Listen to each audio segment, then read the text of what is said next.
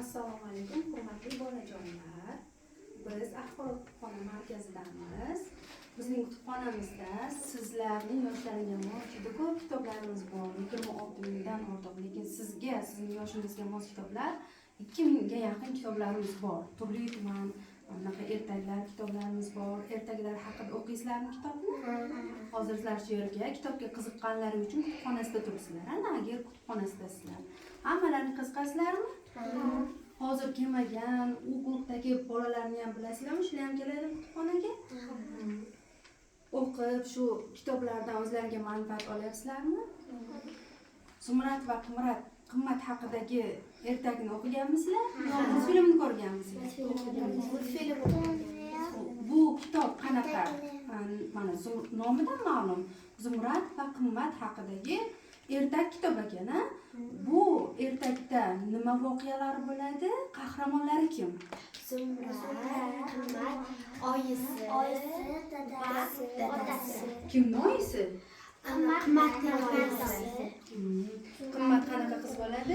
Yomon qiz bo'ladi. Injiq sho'xmas. Zumradchi?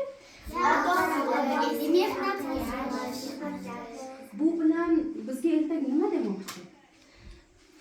Nimani xulosa qilamiz biz ertakni? Mana o'qigan bo'lsa, multfilmlarni ko'rgan. Bu bilan masalan Zumradga o'xshab biz mehnatkash va odobli bo'lishimiz kerak. Qimmatdan esa unga hech qachon o'xshamasligimiz kerak. Demak biz odobni aslida yaxshidan emas, yomondan o'rganar ekanmiz.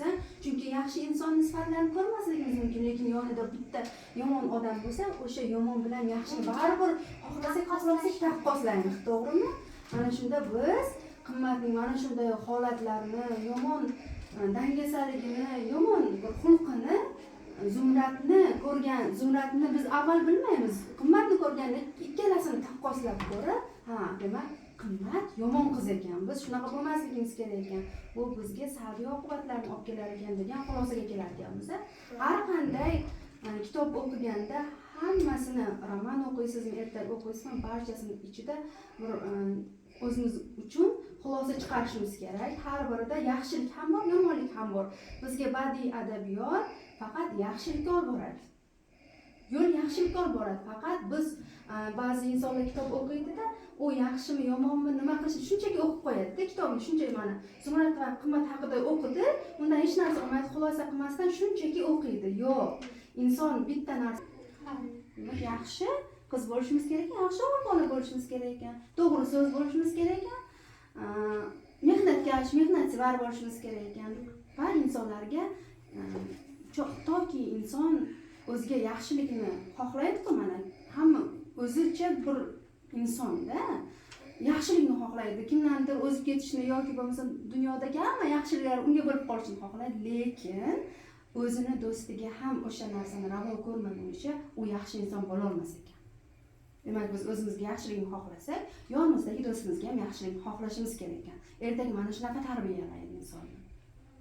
Men bunaqa bo'lishim kerak ekan emas, yoningizdagi do'stingiz bilan birgalikda o'shani amalga oshirish kerak. Qara, men bunaqa ekan, u bilmasa u ertaklarni aytib berish kerak ekan. Yoki o'sha do'stiga mana shunaqa holatlarni ko'p bo'lsa, qara, Zumradda mana bunaqa bo'lgan ekan, qimmat mana bunaqa bo'lgan ekan, shuning uchun mana shunaqa salbiy oqibatlar keldi.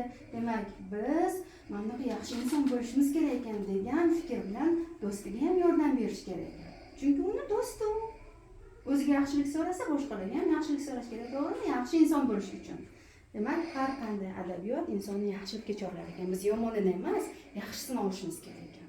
Sizlar o'z qanday badiiy kitoblar o'qigansizlar? Kim shuni aytib beradi? Men O'tkir Hoshimovning Dunyoning ishlari degan kitobini o'qiganman. Shundan qisqacha ayting, u qanday kitob ekan, nima haqida ekan? U yerda ko'proq onasi haqida bag'ishlagan kitoblar, matnlar bo'ladi. U yerda qisqa hikoyalar bor, lekin uni ichida juda ham mazmunli joylari bo'ladiki, shuni juda qiziqib o'qiganman. Shuni siz onangizga o'xshatdingizmi? Ha, onasiga juda ham kuyib, pishib, bolam deb har doim har yurganda bolam deb yurar ekan. Sodda, chunki ota-ona farzandi uchun doim bir yaxshilikni tilaydigan, mana hozirgi o'sib borayotgan avlod baribir ko'p narsa narsaga aqli yetadi. Chunki hozir nima desam, texnologiyada hamma narsa tushunasiz. Siz kompyuterlashtirilgan, hammasini bilasiz, lekin onalarimiz, otalarimiz shu haqida bilimlar bo'lmasligi mumkin. Bizga ular sodda-da baribir. Sodda. Biz ko'p narsa sodda deymiz, lekin ana shu soddaliklari bilan beg'u bor ekan. Biz o'sha soddaliklari bilan yaxshi ko'ramiz onalarimizni. Otalarimizni ham hammalari biz uchun jonlarini fido qilishadi. Demak, o'sha yozuvchi o'z onasini bir mehri daryoligini ko'rsatib bergan o'sha asarda, to'g'rimi? Siz qanday asar? Men Oq kema badiiy kitobini o'qiganman. Unda bolaning onasi va otasi ajralib ketishgan bo'ladi va u bobosini qo'lida bo'ladi. U bobosi shunchalik sodda bo'ladiki, boshqalar uni kamsitishsa ham, boshqalar unga yomon mulohaza qilishsa ham u hech qachon xafa bo'lmaydi va boshqalarga har doim yaxshi munosabatda bo'ladi. Uning bobosi sodda bo'lgani uchun ham nevarasi uni juda ham yaxshi ko'rishadi. Uni bittagina orzusi bo'ladi-ya, o'sha oqkim nima bo'ladi o'sha orzusi?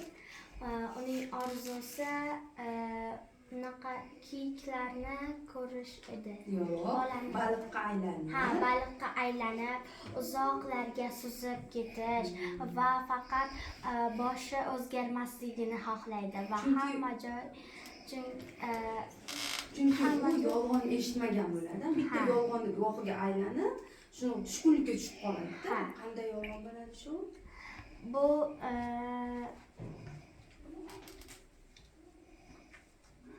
o'sha kiyikni ular o'sha bobosi aytib bergan aslida ular o'sha ishni qilib yurgan bo'ladi.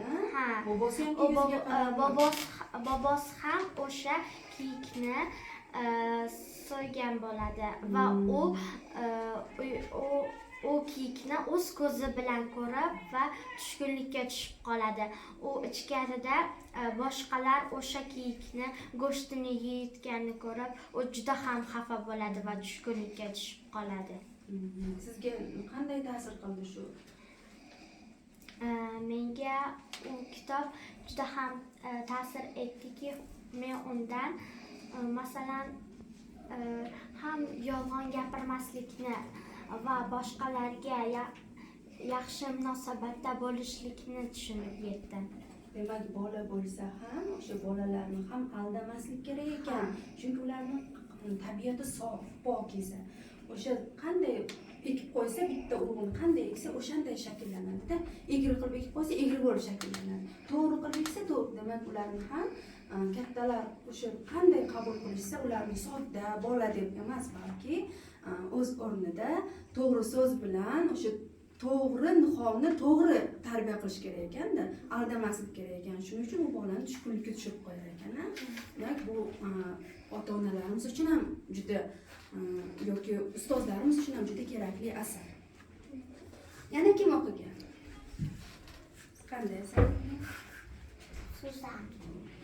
Qanaqa ekan?